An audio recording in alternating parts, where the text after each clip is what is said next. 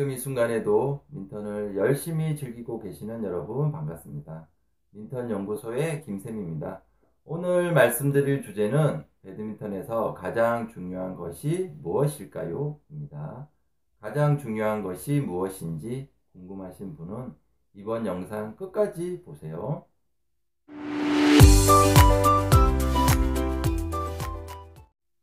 배드민턴에서 가장 기본이 되면서 가장 중요한 것이 무엇인지 알아보도록 하겠습니다. 많은 분들에게 질문을 한다면 스트로크, 스텝, 로테이션 등 다양한 대답이 나오리라 생각되는데요. 배드민턴에서 가장 기본이면서 가장 중요한 것은 그립이라고 감히 말씀드리고 싶네요. 왜 저는 백핸드를 잘 못 칠까요? 라는 영상에서 그립에 대한 중요성을 얘기하면서 조금 더 자세한 설명을 해드리겠다 약속드렸죠? 그 영상을 보지 못하신 분들은 꼭 보시기 바랍니다. 그럼 그립법에 대한 설명을 시작하도록 하겠습니다. 그립법은 크게 포핸드 그립과 백핸드 그립으로 나눌 수 있고요. 포핸드 그립은 다시 이스턴 그립과 웨스턴 그립으로 나눌 수 있습니다. 많은 민턴 초보분들이 웨스턴 그립을 사용하고 있는데요. 웨스턴 그립을 저는 복른적인 그립이라고 칭합니다. 그 이유는 라켓면을 정면으로 향하게 하여 그립을 잡아야 셔틀콕을 잘 맞추기 때문이겠지요. 처음 민턴을 접할 때 대부분 드라이브를 많이 치게 되는데요. 드라이브를 칠 때 최적화된 그립법이 웨스턴 그립이라고 생각이 듭니다. 그립의 전환 없이 백핸드와 포핸드를 동시에 타구할 수 있기 때문이겠죠.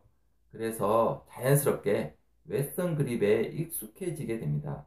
하지만 드라이브 이외에 스트로크를 타구해야 할 때는 여러 가지 문제점이 발생하게 되죠. 그럼 웨스턴 그립을 사용하게 되면 생길 수 있는 대표적인 문제점 세 가지를 알아보도록 하겠습니다.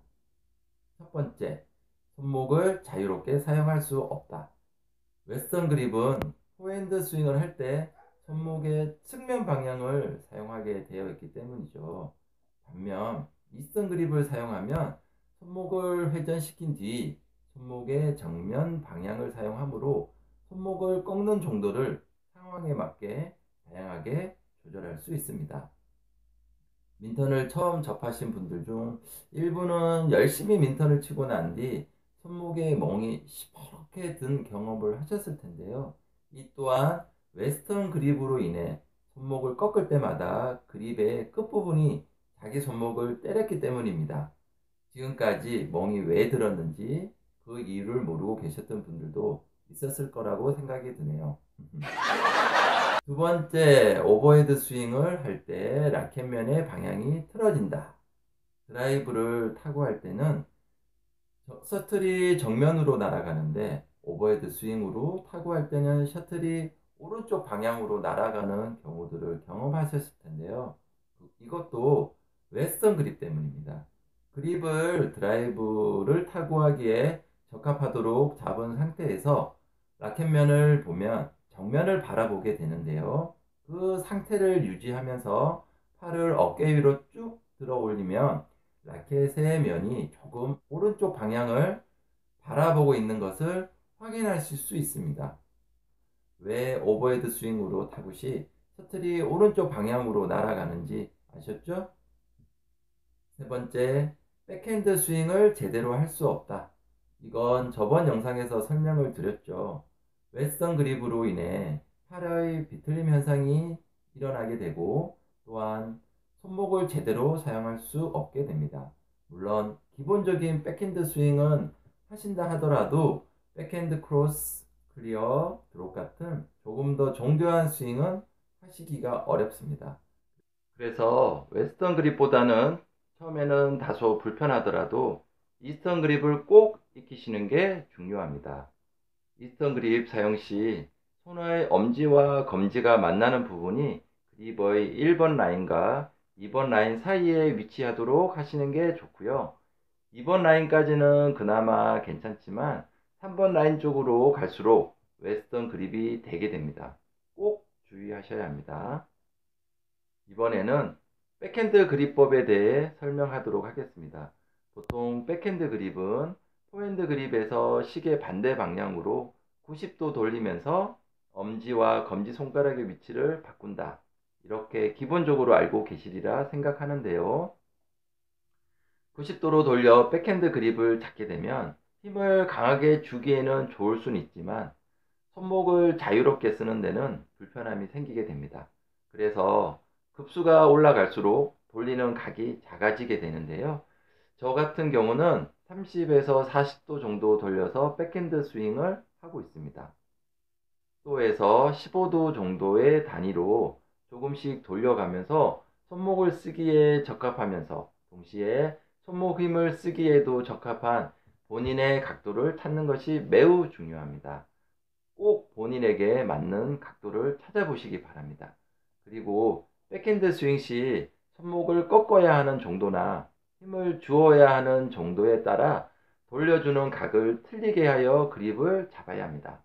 백핸드 크로스와 같은 손목을 많이 꺾어야 하는 스트로크의 경우는 아주 조금 그립을 돌려 손등 방향 손목을 이용하여 백핸드 스윙을 해야 합니다.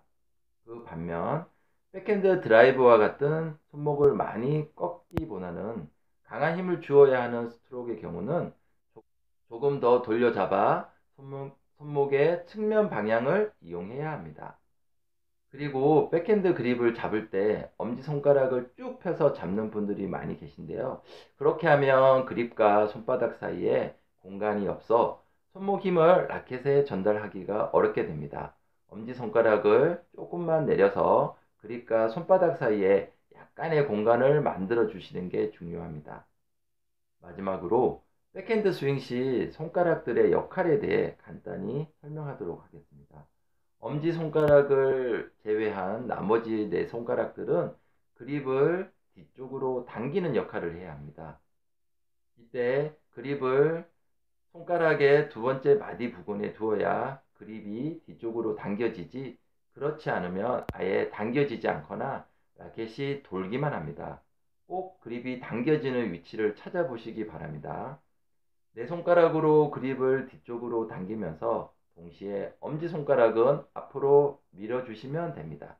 즉, 그립의 아랫부분은 뒤쪽으로 당기고 동시에 윗부분은 엄지손가락을 이용해서 앞쪽으로 밀어주시면 됩니다.